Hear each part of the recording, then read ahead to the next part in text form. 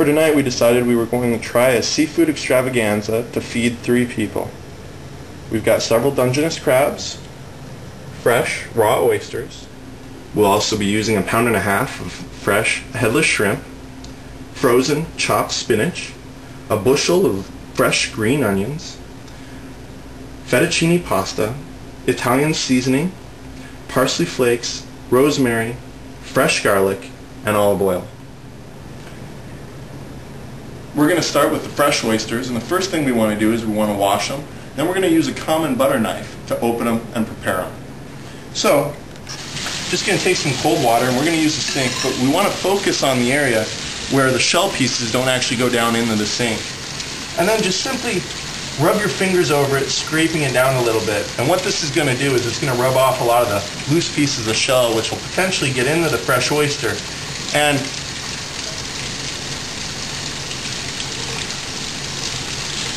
when you're done with that, what you want to do is you just want to go in and go towards the tip. And it's a little thick, a little thinner up here, and you're just going to knock it a couple times until you open up an opening. Now you want a decent opening so you can stick it in, and once in, you're going to pry it open, push it back, and then just bend the knife like that, and it should pop open.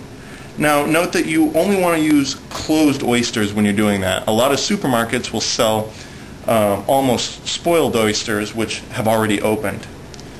Now once open, it should look something along those lines. You'll want to scrape the top and then set that to the side. After opening the oyster, what you're going to do is you're going to take a second and you want to free it from the shell. Because the process is fairly messy, you'll probably also want to rinse it off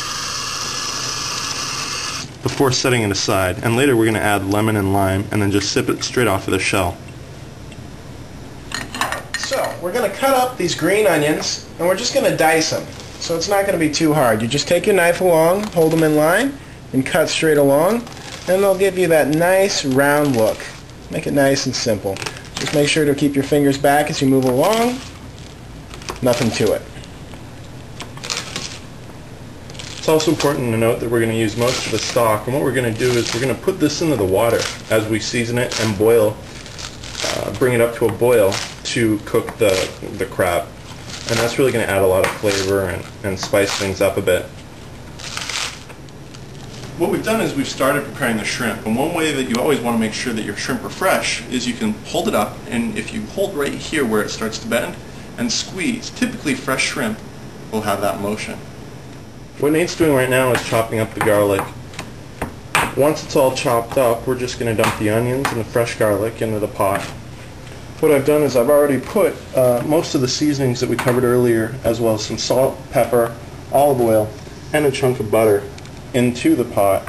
We'll combine that with the onions and the chopped garlic and then add water. Enough water that we'll be able to cover the crabs and make a little room and allow for a little room for the crabs to splash when we put them in. Just going to scrape that on in with all the other seasoning and spices.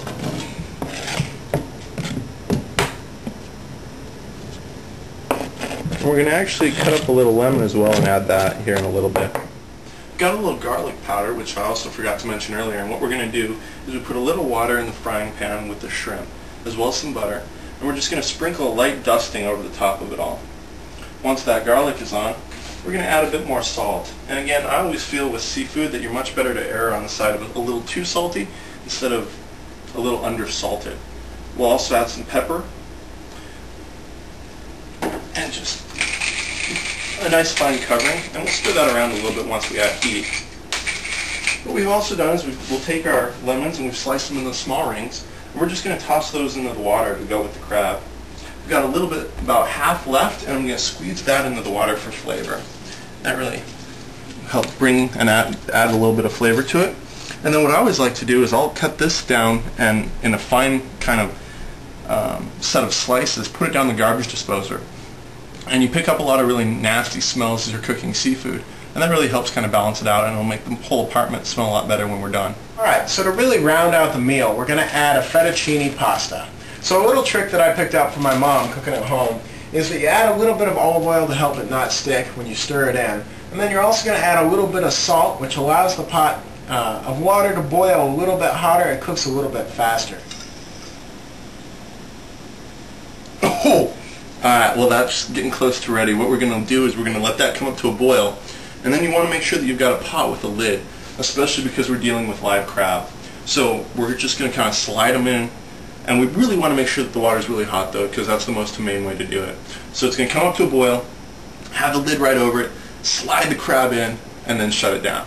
Alright, what we've got is a pot that is boiling nicely, nice and hot, so it's going to be fast, quick, and relatively, hopefully, painless.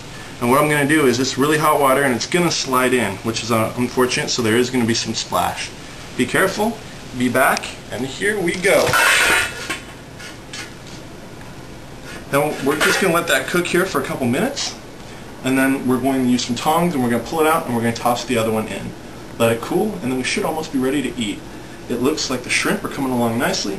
The pasta should be done by then, and we're going to turn the spinach on right now and let that cook. Alright, so it looks like it's ready. Basically what we've done is I always eyeball it. Usually wait 5 to 8 minutes and let it boil at a high boil. Got these tongs, and just about anything will work, but you want to be careful. I'm going to set this aside right here. And here we go. Got my plate ready. And the trick is let it drop out a little bit. And we're just going to set that on our plate just like that. That's all set. And now I'm going to go ahead and add the other crab.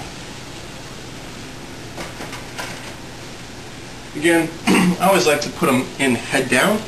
I feel like they go in a little easier, and that way it's just legs sticking up instead of body. Whew, here we go.